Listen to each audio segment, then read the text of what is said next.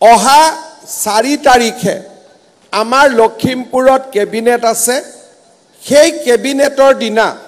চৰকাৰী শিক্ষকসকল বা চৰকাৰী কৰ্মচাৰীসকলৰ এই ধৰণৰ দুৰ্ঘটনাত মৃত্যু হলে স্বাভাৱিক মৃত্যু হলে আৰু কেইটামান নতুন স্কিম আমি অহা 4 তাৰিখে লখিমপুৰ কেবিনেটত আমি অনুমোদন কৰিম এতিয়া কিছুমানে মোক কৈ আছে যে স্যাৰ 5 বছৰ অভিজ্ঞতা থকা কাৰণে আমি কেইজনমান বাদ পৰি গলো মই শিক্ষা বিভাগক অনুৰোধ কৰিম যে নিয়মীয়াকৰণৰ মানদণ্ড 5 বছৰৰ অভিজ্ঞতাৰ পৰিৱৰ্তে 3 বছৰ কৰি দিয়ক যাতে বাকি সকলেও নিয়মীয়াকৰণ হৈ যাব পাৰে অহা বিত্তীয় বৰ্ষত তেওঁলোকক আমি নিয়মীয়াকৰণ কৰি দিম যিসকল শিক্ষক শিক্ষয়িত্ৰী কিবা কাৰণত আজি আবেদন কৰা নাই মই ভাবো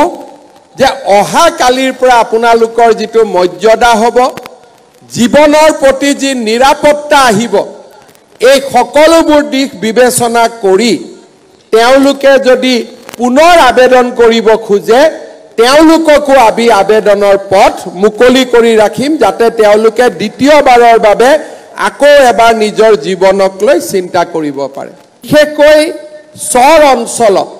12 বছৰ 10 বছৰ ধৰি কাম কৰি যিসকল শিক্ষক শিক্ষয়িত্ৰী আছে তেওঁলোকক মই আশ্বাস দিছো যে 1/3 কৰি 3 বছৰৰ ভিতৰত মই তেওঁলোকক ভাল জাগালৈকে লৈ আহিম সেই প্ৰতিশ্ৰুতিও মই আজি আপোনালোকক দিছো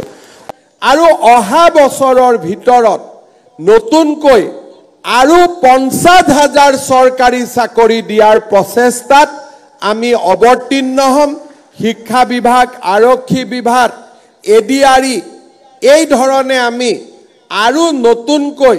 50,000 চৰকাৰী কৰ্মচাৰীক নিযুক্তি দিয়াৰ বাবে আমাৰ যে লক্ষ্য সেই লক্ষ্যত আমি জপিয়াই পৰিম এইবাৰ আমি দূৰ দূৰণিৰ